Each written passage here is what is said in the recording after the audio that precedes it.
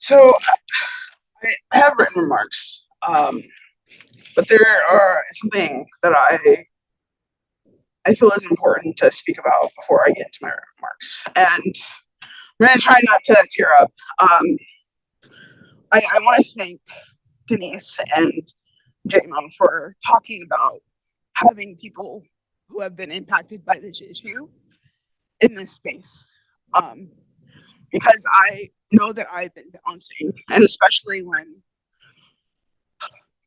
I was thinking about what my closing remarks was going to be. My first initial thought was like, oh, what if I talk about my story? And then after that, it's like, no, I can't talk about my story because people don't want to hear it. They don't. They're going to think that it's a pay party, or they're going to be tired of hearing all of the excuses and all of the whys. They just want the the pristine like illusion that we put into policy briefs and all of that stuff. They they don't want to hear you. And so I put myself aside and I was like, okay, let's find something that we can all agree with. And then Kat said something that triggered me. I was like, you know what? I gotta talk about this.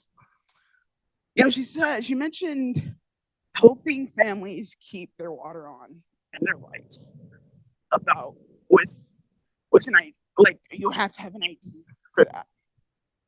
And I want to talk about this because I really want to really have an understanding for all of us of what is at stake here. I remember the countless times that my family had to throw away all of our items in a trash can because my mom couldn't afford it. And when I tell you the countless times, it was like every 2 months, right? I mean, like I've been to 17 different schools in my life. That is the countless times. And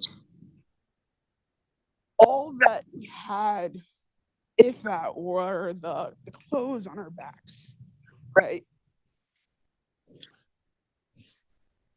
And we didn't have any identification. Honestly, I didn't know what that even was. Um, and the crazy thing is, though, is that when we went to food banks, I don't know how my mom did it. I'm not gonna question, but she would like pull out 5 different identification cards, and God, that none of them belonged to us. Right? There was a card on there. I mean, like I'm not gonna lie, like these cards, we got a black mother and 3 black kids. Right, and these cards, there were like white men on there, like with the photos and their names and stuff. And then we would give them to the food bank people because at least where I was living in California, we needed to that was the way that we can get food, right? It was like showing identification about like how many people were in your household. And so she would like whip out like 5, 7 cards. Um, and I remember us like trying to explain like, oh no, like the white guy named Paul, like he's our uncle. He lives with us, or like oh we're just like rooming, we're rooming together.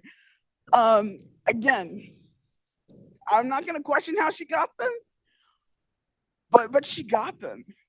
She made it work, and that is so sad, right? Because it shows that it's not about the person. It's simply a card that says whether or not you can eat something.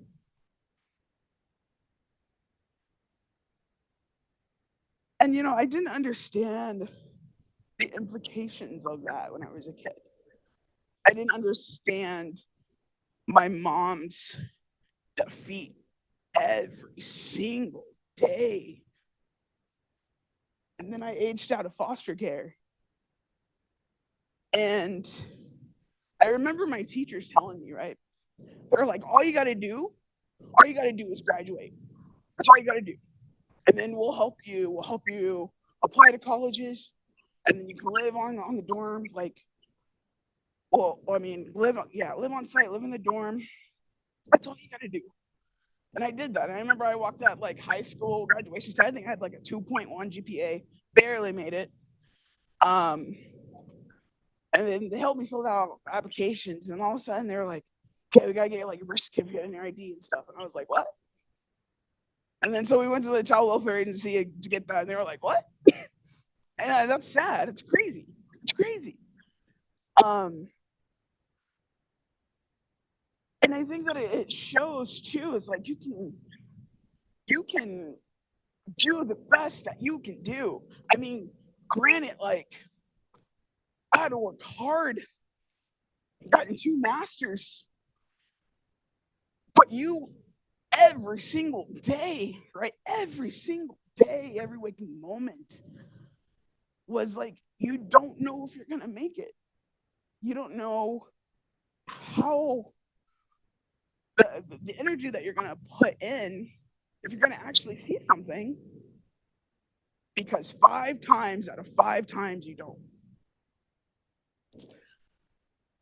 And the thing was that I was lucky to have teachers and a CASA to get me through. Right? I was the lucky one. The lucky one. I really want to emphasize that. And Kat mentioned this thing that, and I think that was like, I'm like, yes, we don't talk about this enough.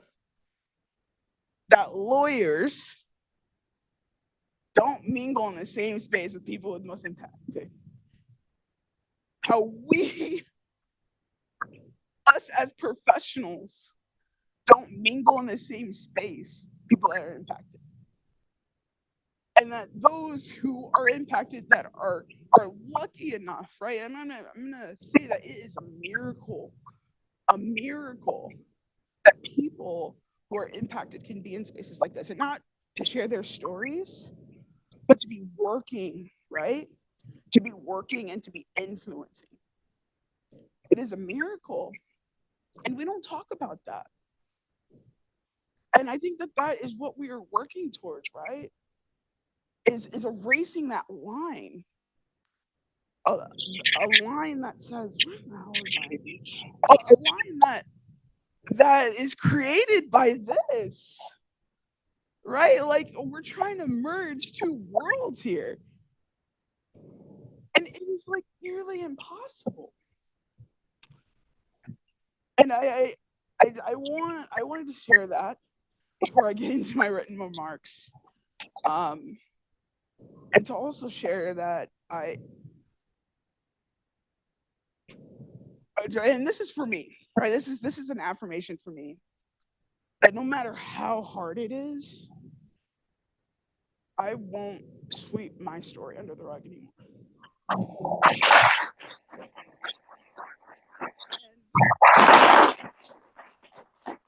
Again, thank each and every one of you for providing that space and that validation. Thank you. All right, now let's get into what I wrote. Woo! Okay. So when we were planning the summit, we wanted to emphasize that what the heart of all of this was. The truth is, we shouldn't have to be here. We shouldn't have to spend year after year finding a way to bring people together and fight for something as basic as an ID, a card, a piece of plastic with a photo and colors and letters and numbers. But this card is the difference between inclusion and exclusion. It determines whether or not I'm going to have something to eat today, I'm going to have a roof over my head, or be able to receive a paycheck. And still, it is our job to remind everyone, especially those who are in power, that we cannot put a price tag on identity, because the people who we are fighting for, they are here. They exist. And how most of them have a record of being born, going to school, having a job, having community to vouch for them.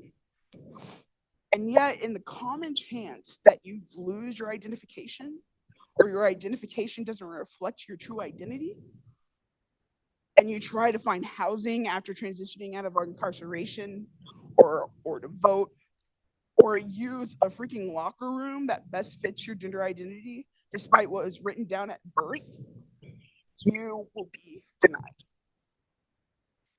And getting identification is only the first step in what seems like hundreds just to live. It shines a light about the stark reality that we are up against. That if we have unreasonable rules and regulations to get a card, what does that mean for everything else? It is defeating and a daily reminder to those who are most impacted that no matter how much you do, you are still going to be digging yourself out of a hole when it seems like the ground beneath you is crumbling. But I am preaching to the choir. Most of us see this every day in our respective spaces. And as we are in this constant reactive mode of sending emails, submitting documentation, being a part of endless meetings, and coming to a conference on a Saturday when we got work on Monday, it can become easy to get sucked into the work and become discouraged because of the uphill battle that we are climbing. But there's a mantra that I say to myself when it seems impossible to accomplish things because of the political state that we are living in. If we can't achieve what we need to achieve for this generation, then we will continue to fight for the next. And that is the reality. Supporting the needs of today while breaking down the systems for future generations. It is important to remember where we have come from. For decades, there has only been one ID clinic, or at least for what we know of in the St. Louis region. Then in 2019, the coalition was founded, and since then has helped a number of organizations create their unique ID programs to serve their communities. We have dedicated campaigns led by our amazing co-chairs, and they're working towards removing systemic barriers. And I also want you to take a moment to look around the room, right? We've had almost 100 people register for this first conference, a coalition that honestly is still primarily based within the St. Louis region.